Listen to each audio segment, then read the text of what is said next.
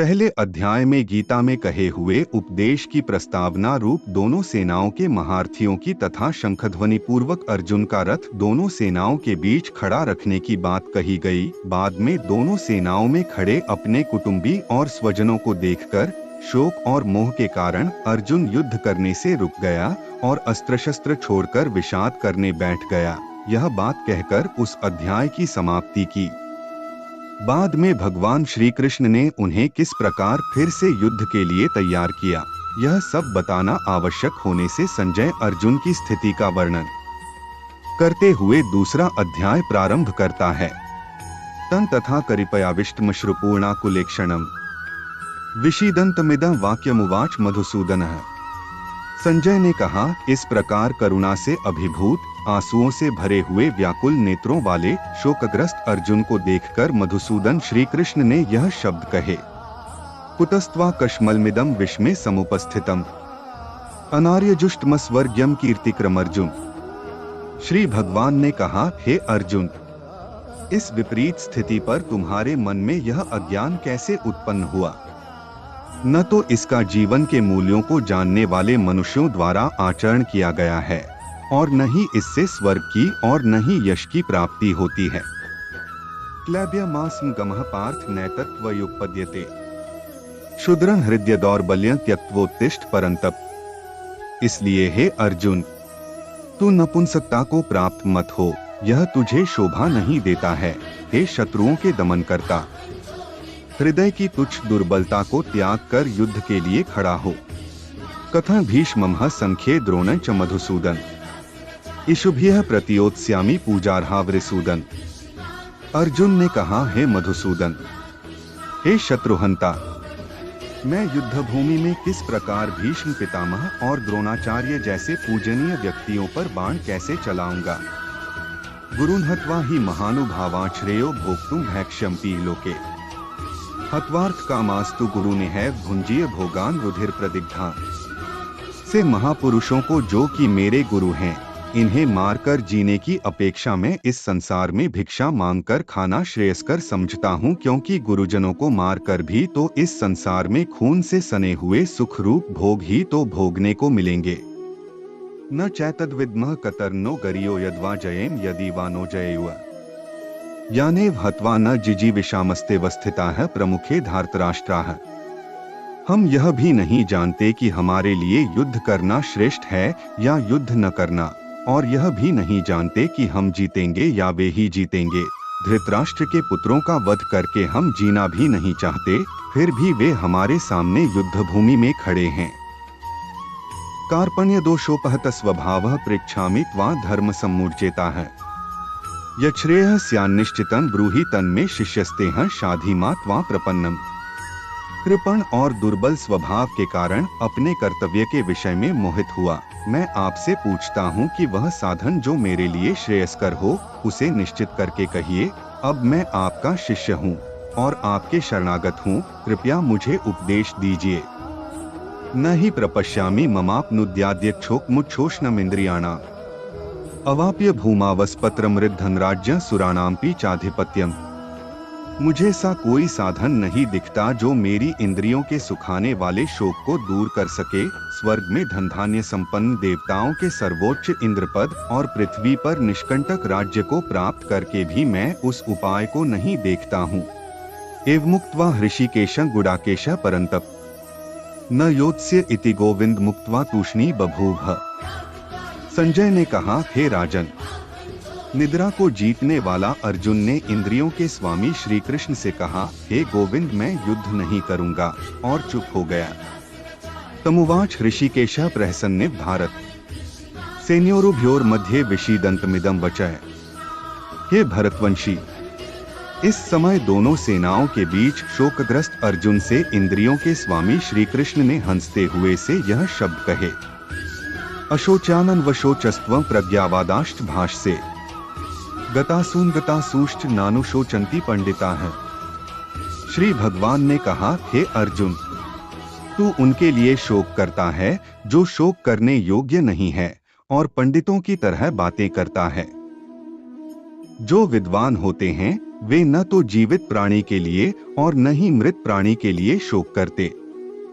न त्वेवाह जातु नासन न त्व नेमे जनाधिपा है, न चैव न भविष्यामः सर्वे वयमतः परम। ऐसा कभी नहीं हुआ कि मैं किसी भी समय में नहीं था, या तू नहीं था, अथवा ये समस्त राजा नहीं थे, और न ऐसा ही होगा कि भविष्य में हम सब नहीं रहेंगे। देहिनोस्मिन् यथा देहे कौमारं यौवन जरा, तथा देहांतर प्राप्तिर्धीरस्तत्र न मुह्यति। जिस प्रकार जीवात्मा इस शरीर में बाल अवस्था से युवा अवस्था और वृद्ध अवस्था को निरंतर अग्रसर होता रहता है, उसी प्रकार जीवात्मा इस शरीर की मृत्यु होने पर दूसरे शरीर में चला जाता है। से परिवर्तन से धीर मनुष्य मोह को प्राप्त नहीं होते हैं। मात्रा स्पर्शास्तु कौन्तेय शीतोष्ण सुख दुःखदा है, आगमापायनो नित्यास्तान स्थितिक्षस्व भारत। हे कुंती पुत्र, सुख दुख को देने वाले विषयों के क्षणिक संयोग तो केवल इंद्रिय बोध से उत्पन्न होने वाले सर्दी तथा गर्मी की ऋतुओं के समान आने जाने वाले हैं। इसलिए हे भरतवंशी, तू अविचल भाव से उनको सहन करने का प्रयत्न कर। यह ही न व्यथ्यन्त्येते पुरुषं पुरुषर्षभ, समदोर्ख सुखं धीरं सोमृतत्वाय कल्पते। हे पुरुष श्रेष्ठ, जो मनुष्य दुःख तथा सुख में कभी विचलित नहीं होता है, दोनों परिस्थितियों में संभाव रखता है, सा धीर पुरुष निश्चित रूप से मुक्ति के योग्य होता है। नास्तो विद्यते भावो ना भावो विद्यते सतः, उभयोरपि दरिष्टोन्तस्त्वन्योस्तत्वदर्शिभिः। तत्वदर्शियों के द्वारा निष्कर्ष निकाल कर देखा गया है कि असत वस्तु शरीर का कोई अस्तित्व नहीं होता है और सत वस्तु आत्मा में कोई परिवर्तन नहीं होता है। अविनाशी तो तद्विद्धि येन सर्वमिदं ततम्, विनाशं व्ययस्यास्य न कश्चित् कर्तुमर्हति। जो सभी शरीरों में व्याप्त है, उस आत्मा को ही तू अविनाशी समझ, इसको नष्ट करने में कोई भी समर्थ नहीं है। अंतवंत इमे देहा नित्यस्योक्ता है शरीरिणः, अनाशिनो प्रमेयस्य तस्माद्युध्यस्व भारत। इस अविनाशी अमाप नित्य स्वरूप आत्मा के ये सब शरीर नष्ट होने वाले हैं। अत हे भरतवंशी, तू युद्ध कर। य एन वेत्ति हंतारं यश्चैन मन्यते हतम्, उभौ तो न विजानीतो नाय हंति न हन्यते। जो इस आत्मा को मारने वाला समझता है तथा जो इसको मरा हुआ समझता है, वे दोनों ही अज्ञानी हैं, क्योंकि यह आत्मा वास्तव में न तो किसी को मारता है और न किसी द्वारा मारा जाता है। न जायते म्रियते वा कदाचिन नाय भूत्वा भविता वा न भूयः, अजो नित्यः शाश्वतोऽयं पुराणोन हन्यते हन्यमाने शरीरे। यह आत्मा किसी काल में भी न तो जन्म लेता है और न मरता है और न ही जन्म लेगा। यह अजन्मा, नित्य, शाश्वत और पुरातन है। शरीर के मारे जाने पर भी यह नहीं मारा जा सकता है। वेदाविनाशिन नित्यं य एनं जमव्ययम्, कथं स पुरुषः पार्थ कं घात्यति हन्ति कम्। हे पृथापुत्र, जो मनुष्य इस आत्मा को अविनाशी, शाश्वत, अजन्मा और अव्यय जानता है, वह मनुष्य किसी को कैसे मार सकता है या किसी के द्वारा कैसे मारा जा सकता है। वासांसी जीर्णानि यथा विहाय नवानि गृह्णाति नरो प्राणी, तथा शरीराणि विहाय जीर्णान्यन्यानि संयाति नवानि देहि।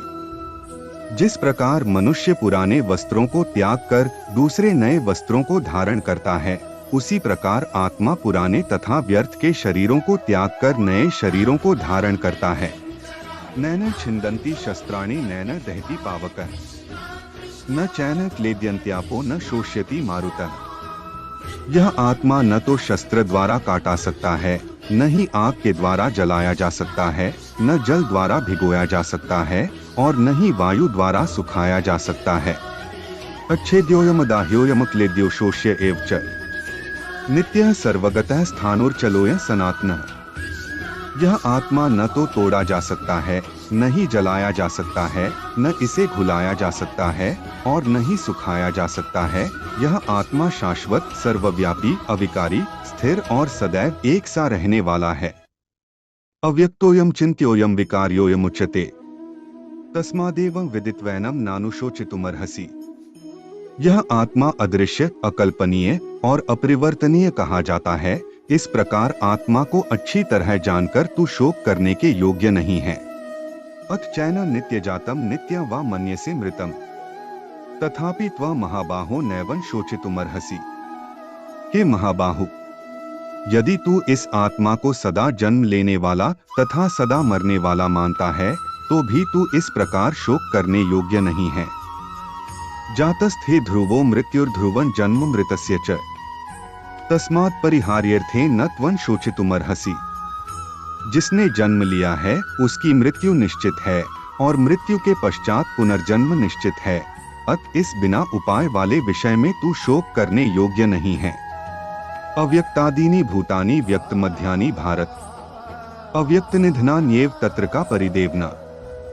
हे भरतवंशी, संपूर्ण प्राणी जन्म से पहले अप्रकट रहते हैं और मरने के बाद भी अदृश्य हो जाने वाले हैं, केवल बीच में ही इन्हें देखा जा सकता है। अत शोक करने की कोई आवश्यकता नहीं है। आश्चर्यवत् पश्यति कश्चिदेन माश्चर्यवद्वत्ति तथैव चान्य आश्चर्यवत् चैन्मन्यः शृणोति श्रुत्वाप्येन वेद न चैव कश्चित्। कोई इस आत्मा को आश्चर्य की तरह देखता है, कोई इसका आश्चर्य की तरह वर्णन करता है तथा कोई इसे आश्चर्य की तरह सुनता है और कोई तो इसके विषय में सुनकर भी कुछ नहीं समझ पाता है। देहि नित्यं वध्योऽयं देहे सर्वस्य भारत तस्मात् सर्वाणि भूतानि न त्वं शोचितुमर्हसि। हे भरतवंशी, इस आत्मा का शरीर में कभी वध नहीं किया जा सकता है। अत तुझे किसी भी प्राणी के लिए शोक करने की आवश्यकता नहीं है। स्वधर्मंपि चावेक्ष्य न विकंपितुमर्हसि। धर्म्याद्धि युद्धात् श्रेयोन्यत् क्षत्रियस्य न विद्यते। हे अर्जुन, क्षत्रिय होने के कारण अपने धर्म का विचार करके भी तू संकोच करने योग्य नहीं है, क्योंकि क्षत्रिय के लिए धर्म के लिए युद्ध करने के अलावा अन्य कोई श्रेष्ठ कार्य नहीं है। यदृच्छया चोपन्ना स्वर्गद्वारं पावृतम् सुखिनः क्षत्रियाः पार्थ लभन्ते युद्धमीदृशम्। हे पार्थ, वे क्षत्रिय भाग्यवान है जिन्हें इस युद्ध के अवसर अपने आप प्राप्त होते हैं, जिससे उनके लिए स्वर्ग के द्वार खुल जाते हैं। अथ चेत्त्वमिम धर्म्य संग्रामं न करिष्यसि ततः स्वधर्मं कीर्तिं च हित्वा पापं वाप्स्यसि। किंतु यदि तू इस धर्म के लिए युद्ध नहीं करेगा तो अपनी कीर्ति को खोकर कर्तव्य कर्म की उपेक्षा करने पर पाप को प्राप्त होगा। अकीर्ति चापि भूतानि कथयिष्यन्ति ते व्यया संभावितस्य चाकीर्तिर्मरणात्तिरिच्यते। लोग सदैव तेरी बहुत समय तक रहने वाली अपकीर्ति का भी वर्णन करेंगे और सम्मानित मनुष्य के लिए अपकीर्ति मृत्यु से भी बढ़कर है। भयाद्रणादुपर्तम मन्स्यन्ते त्वां महार्थाः येषां च त्वं बहुमतो भूत्वा यास्यसि लाघवम्। जिन जिन योद्धाओं की दृष्टि में तू पहले सम्मानित हुआ है, वे महारथी लोग तुझे डर के कारण युद्ध भूमि से हटा हुआ समझकर तुच्छ मानेंगे। अवाच्यवादांश्च बहून् वदिष्यन्ति तवाहिताः निन्दन्तस्तव सामर्थ्यं ततो दुःखतरन्नु किम्। तेरे शत्रु तेरी सामर्थ्य की निंदा करते हुए तुझे बहुत से कटु वचन भी कहेंगे, तेरे लिए इससे अधिक दुखदायी और क्या हो सकता है। हतो वा प्राप्स्यसि स्वर्गं जित्वा वा भोक्ष्यसे महीं तस्मादुत्तिष्ठ कौन्तेय युद्धाय कृत निश्चयः।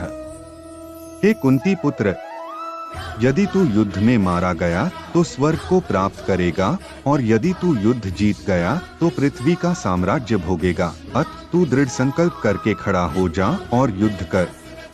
सुख दुःखे समे कृत्वा लाभालाभौ जया जया ततो युद्धाय युज्यस्व नैवं पापं वाप्स्यसि। सुख या दुख, हानि या लाभ और विजय या पराजय का विचार त्याग कर युद्ध करने के लिए ही युद्ध कर। सा करने से तू पाप को प्राप्त नहीं होगा। एषा ते विहिता सांख्ये बुद्धिर्योगे त्विमा श्रेणु बुद्ध्या युक्तो यया पार्थ कर्म बंधन प्रहास्यसि। हे पृथापुत्र, यह बुद्धि तेरे लिए ज्ञान योग, सांख्य योग के विषय में कही गई और अब तू इसको निष्काम कर्म योग के विषय में सुन, जिससे तू इस बुद्धि से कर्म करेगा तो तू कर्मों के बंधन से अपने को मुक्त कर सकेगा। यनेहाभिक्रम नाशोस्ति प्रत्यवातो न विद्यते स्वल्पमप्यस्य धर्मस्य त्रायते महतो भया। इस प्रकार कर्म करने से न तो कोई हानि होती है और न ही फलरूप दोष लगता है, अपितु इस निष्काम कर्मयोग की थोड़ी सी भी प्रगति जन्म मृत्यु के महान भय से रक्षा करती है। व्यवसायात्मिका बुद्धिरेके कुरुनंदन बहुशाखा ह्यनंताष्ट बुद्धयो व्यवसायिना। हे कुरुनंदन, इस निष्काम कर्मयोग में दृढ़ प्रतिज्ञ बुद्धि एक ही होती है, किंतु जो दृढ़ प्रतिज्ञ नहीं है उनकी बुद्धि अनंत शाखाओं में विभक्त रहती है। यामिमा पुष्पिता वाचन प्रवदन्त्य विपश्चितः वेदवादर्ताः पार्थ नान्यदस्तीति वादिनः कामात्मानः स्वर्गप्रा जन्म कर्म फलप्रदा क्रिया विश्लेष बहुला भोगैश्वर्यक्ति प्रति। हे पृथापुत्र, अल्पज्ञानी मनुष्य वेदों के उन अलंकारिक शब्दों के प्रति अत्यधिक आसक्त रहते हैं जो स्वर्ग की प्राप्ति, उत्तम जन्म तथा श्वर्य आदि की प्राप्ति के लिए अनेक सकाम कर्मफल की विविध क्रियाओं का वर्णन करते हैं। इंद्रिय तृप्ति और श्वर्यमय जीवन की कामना के कारण वे कहते हैं कि इससे बढ़कर और कुछ नहीं है। भोगैश्वर्य प्रसक्ताना तयापहृच्चेत्सा व्यवसायात्मिका बुद्धिः समाधौ न विधीयते। जो मनुष्य इंद्रियों के भोग तथा भौतिक श्वर्य के प्रति आसक्त होने से सी वस्तुओं से मोहग्रस्त हो जाते हैं, उन मनुष्यों में भगवान के प्रति दृढ़ संकल्पित बुद्धि नहीं होती है। त्रैगुण्य विषया वेदा निस्त्रैगुण्यो भवार्जुन निर्द्वंद्वो नित्य सत्वस्थो निर्योगक्षेम आत्मवान। हे अर्जुन, वेदों में मुख्य रूप से प्रकृति के तीनों गुणों का वर्णन हुआ है, इसलिए तू इन तीनों गुणों से ऊपर उठ, हर्ष शोक आदि द्वंद्वों से रहित तथा सुरक्षा की सारी चिंताओं से मुक्त आत्मपरायण बन। यावानर्थ उत्पाने सर्वतः संप्लुतोदके तावान सर्वेषु वेदेषु ब्राह्मणस्य विजानतः। सभी तरफ से परिपूर्ण जलाशय के प्राप्त हो जाने पर छोटे जलाशय के प्रति मनुष्य का जितना प्रयोजन रहता है, ब्रह्मा को तत्व से जानने वाले ब्राह्मण का समस्त वेदों से उतना ही प्रयोजन रह जाता है। कर्मण्येवाधिकारस्ते मा फलेषु कदाचन मां कर्मफल हेतुर्भुर्मा ते संगोस्त्व कर्मणि। तेरा कर्म करने में ही अधिकार है, उसके फलों में अधिकार नहीं है, इसलिए तू न तो अपने आप को कर्मों के फलों का कारण समझ और कर्म न करने में तेरी आसक्ति भी न हो। योगस्थः कुरु कर्माणि संग त्यक्त्वा धनंजय सिद्धय सिद्धयोः समो भूत्वा समत्व योग उच्यते। हे धनंजय, तू सफलता तथा विफलता में आसक्ति को त्याग कर समभाव में स्थित हुआ अपना कर्तव्य समझकर कर्म कर, सी समता ही समत्व बुद्धियोग कहलाती है। दूरेण ह्यवरं कर्म बुद्धियोगात् धनंजय बुद्धो शरण मनविच कृपणाः फलहेतवः। हे धनंजय, इस समत्व बुद्धि योग के द्वारा समस्त निंदनीय कर्म से दूर रहकर उसी भाव से सी चेतना परमात्मा की शरण ग्रहण कर सकाम कर्म के फलों को चाहने वाले मनुष्य अत्यंत कंजूस होते हैं। बुद्धियुक्तो जहातीह उभे सुकृत दुष्कृते तस्माद्योगा युज्यस्व योगः कर्मसु कौशलम। समत्व बुद्धि योग के द्वारा मनुष्य इसी जीवन में अपने आप को पुण्य और पाप कर्मों से मुक्त कर लेता है।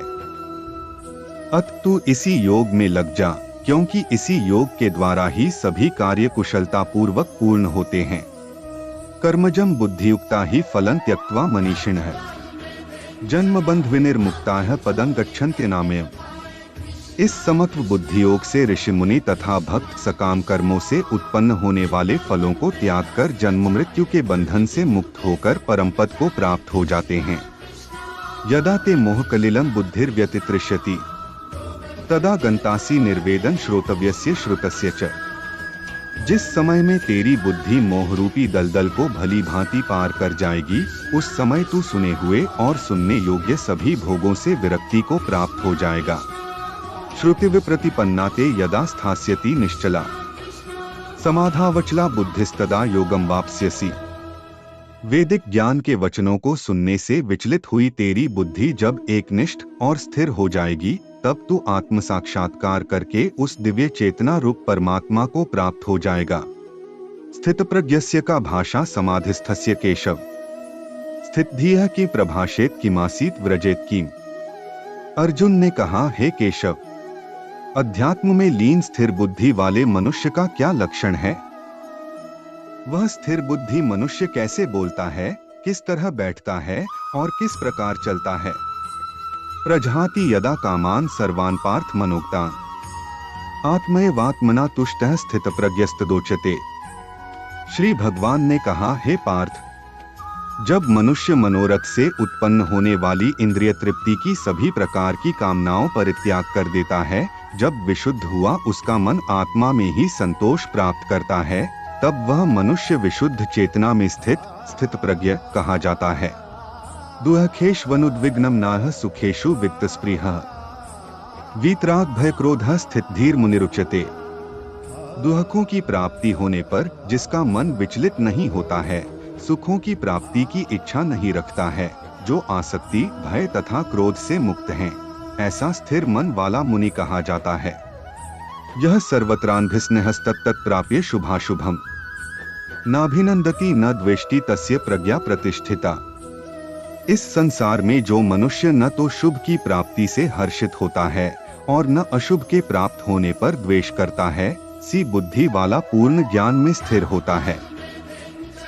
यदा संहरते चायं कूर्मोंगनीव सर्वशः इंद्रियाणींद्रियार्थेभ्यस्तस्य प्रज्ञा प्रतिष्ठिता। जिस प्रकार कछुआ सब ओर से अपने अंगों को समेट लेता है, उसी प्रकार जब मनुष्य इंद्रियों को इंद्रिय विषयों से सब प्रकार से खींच लेता है, तब वह पूर्ण चेतना में स्थिर होता है। विषया विनिवर्तन्ते निराहारस्य देहिनः रसवर्ज रसोप्यस्य परं दृष्ट्वा निवर्तते। इंद्रियों द्वारा विषयों को ग्रहण न करने वाले मनुष्य के विषय तो मिट जाते हैं, परंतु उनमें रहने वाली आसक्ति बनी रहती है। से स्थिर बुद्धि वाले मनुष्य की आसक्ति भी परमात्मा का साक्षात्कार करके मिट जाती है। यत्तो ह्यपि कौन्तेय पुरुषस्य विपश्चितः इंद्रियाणि प्रमाथीनि हरन्ति प्रसभं मनः। हे अर्जुन, इंद्रियां इतनी प्रबल तथा वेगवान हैं कि जो मनुष्य इंद्रियों को वश में करने का प्रयत्न करता है, उस विवेकी मनुष्य के मन को भी बलपूर्वक हर लेती हैं। तानि सर्वाणि संयमय युक्त आसीत् मत्परः वशे ही यस्येन्द्रियाणि तस्य प्रज्ञा प्रतिष्ठिता। जो मनुष्य इंद्रियों को पूर्णतया वश में रखते हुए अपनी चेतना को मुझ में स्थिर कर देता है, वही मनुष्य स्थिर बुद्धि वाला कहलाता है। ध्यायतो विषयान् पुंसः संगस्तेषुपजायते संगात् संजायते कामः कामात् क्रोधोऽभिजायते। इंद्रियों के विषयों का चिंतन करते हुए मनुष्य की उन विषयों में आसक्ति हो जाती है, सी आसक्ति से उन विषयों की कामना उत्पन्न होती है और कामना में विघ्न पड़ने से क्रोध उत्पन्न होता है। क्रोधात् भवति सम्मोहः सम्मोहात् स्मृति विभ्रमः स्मृतिभ्रंशात् बुद्धिनाशो बुद्धिनाशात् प्रणश्यति। क्रोध से अत्यंत पूर्ण मोह उत्पन्न होता है, मोह से स्मरण शक्ति में भ्रम उत्पन्न होता है, स्मरण शक्ति में भ्रम हो जाने से बुद्धि नष्ट हो जाती है और बुद्धि के नष्ट होने से मनुष्य का अधोपतन हो जाता है। रागद्वेष वियुक्तैस्तु विषयानिन्द्रियश्चरन् आत्मवशैर्विधेयात्मा प्रसादमधिगच्छति। किंतु सभी रागद्वेष से मुक्त रहने वाला मनुष्य अपनी इंद्रियों के संयम द्वारा मन को वश करके भगवान की पूर्ण कृपा प्राप्त कर सकता है। प्रसादे सर्वदुःखानां हानिरस्योपजायते प्रसन्नचेतसो ह्याशु बुद्धिः पर्यवतिष्ठते। इस प्रकार भगवान की कृपा प्राप्त होने से संपूर्ण दुखों का अंत हो जाता है। तब उस प्रसन्नचित्त मन वाले मनुष्य की बुद्धि शीघ्र ही एक परमात्मा में पूर्ण रूप से स्थिर हो जाती है। नास्ति बुद्धिर्युक्तस्य न चायुक्तस्य भावना न चाभाव्यतः शांतिर्शांतस्य कुतः सुखम। जिस मनुष्य की इंद्रियां वश में नहीं होती है, उस मनुष्य की न तो बुद्धि स्थिर होती है, न मन स्थिर होता है और न ही शांति प्राप्त होती है। उस शांतिरहित मनुष्य को सुख किस प्रकार संभव है। इंद्रियाणा ही चरता यन्मनोनुविधीयते तदस्य हरति प्रज्ञा वायुर्नावमिवाम्भसि। जिस प्रकार पानी पर तैरने वाली नाव को वायु हर लेती है, उसी प्रकार विचरण करती हुई इंद्रियों में से किसी एक इंद्रिय पर मन निरंतर लगा रहता है। वह एक इंद्रिय ही उस मनुष्य की बुद्धि को हर लेती है। तस्माद्यस्य महाबाहो निगृहीतानि सर्वशः इंद्रियाणींद्रियार्थेभ्यस्तस्य प्रज्ञा प्रतिष्ठिता। हे महाबाहु, जिसकी इंद्रियां अपने अपने विषयों से सभी प्रकार से विरक्त होकर उसके वश में रहती हैं, उसी मनुष्य की बुद्धि स्थिर रहती है। यह निशा सर्वभूताना तस्या जागर्ति संयमी, यस्या जागृति भूतानि सा निशा पश्यतो मुनेः। जो सभी प्राणियों के लिए रात्रि के समान है, वह बुद्धियोग में स्थित मनुष्य के लिए जागने का समय होता है, और जो समस्त प्राणियों के लिए जागने का समय होता है, वह स्थिर प्रज्ञ मुनि के लिए वह रात्रि के समान होता है। आपूर्यमाणं चल प्रतिष्ठन् समुद्रमापः प्रविशन्ति यद्वत्, तद्वत् कामा यं प्रविशन्ति सर्वे स शान्तिमाप्नोति न कामकामी। जिस प्रकार अनेकों नदियां सभी ओर से परिपूर्ण दृढ़ प्रतिष्ठा वाले समुद्र में समुद्र को विचलित किए बिना ही समा जाती हैं, उसी प्रकार सभी इच्छाएं स्थित प्रज्ञ मनुष्य में बिना विकार उत्पन्न किए ही समा जाती हैं। वही मनुष्य परम शांति को प्राप्त होता है, न कि इंद्रिय सुख चाहने वाला। विहाय कामान्यः सर्वान् पुमाश्चरति निःस्पृहः, निर्ममो निरहंकारः स शान्तिमधिगच्छति। जो मनुष्य समस्त भौतिक कामनाओं का परित्याग कर इच्छारहित, ममतारहित और अहंकार रहित रहता है, वही परम शांति को प्राप्त कर सकता है। एषा ब्राह्मी स्थितियः पार्थ नैना प्राप्य विमुह्यति, स्थित्वास्यामन्त कालेपि ब्रह्म निर्वाण मृच्छति। हे पार्थ, यह आध्यात्मिक जीवन ब्रह्मा की प्राप्ति का पथ है, जिसे प्राप्त करके मनुष्य कभी मोहित नहीं होता है। यदि कोई जीवन के अंतिम समय में भी इस पथ पर स्थिति हो जाता है, तब भी वह भगवत प्राप्ति करता है। तत्सदिति श्रीमद्भगवद्गीतासूपनिषत्सु ब्रह्म विद्यायां योग शास्त्रे श्री कृष्णार्जुन संवादे गीतासार योगो नाम द्वितीयोऽध्यायः। इस प्रकार उपनिषद, ब्रह्म विद्या तथा योग शास्त्र रूप श्रीमद् भगवद गीता के श्री कृष्ण अर्जुन संवाद में गीतासार योग नाम का दूसरा अध्याय संपूर्ण हुआ।